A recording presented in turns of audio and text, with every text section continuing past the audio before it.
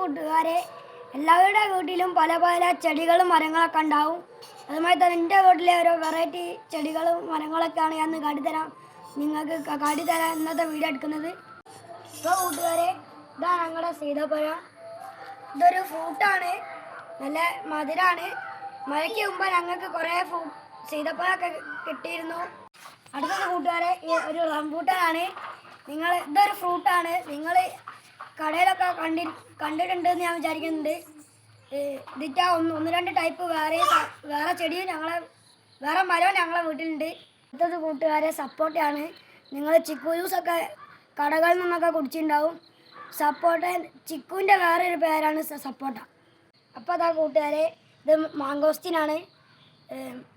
ഇത് ഞങ്ങൾ പണ്ട് നട്ടതാണ്. ഇതൊന്ന് ഞങ്ങൾ ഒരു കായ പോലും ഞങ്ങൾ കഴിച്ചിട്ടില്ല. അതിനാൽ ഞങ്ങൾ വെയിറ്റിംഗ് ആണ്, എന്നാണോ ഈ കായ ഉണ്ടോയെന്ന് അന്ന് ഞങ്ങൾ കഴിക്കുക. അപ്പോൾ കൂട്ടുകാരെ, ഇന്ന് വീഡിയോ ഇടാൻ കാരണം എന്താണെന്ന് വെച്ചാൽ, നമ്മൾ ഒരുപാട് പൈസകളൊക്കെ കൊടുത്താണ് നമ്മൾ കടകളിൽ നിന്ന് ഫ്രൂട്ട്സൊക്കെ മേടിക്കാറ്. അങ്ങനെയുള്ള ഫ്രൂട്ട്സുകളിൽ കീടനാശിനികളൊക്കെ തളിക്കുന്നത് കൊണ്ട് നമുക്ക് ആരോഗ്യത്തിന് ഹാനികരമാണ്. അതുകൊണ്ട് തന്നെ നമ്മൾ നട്ട് വളർത്തുന്ന ഫ്രൂട്ട്സുകളാണ് നല്ലത്.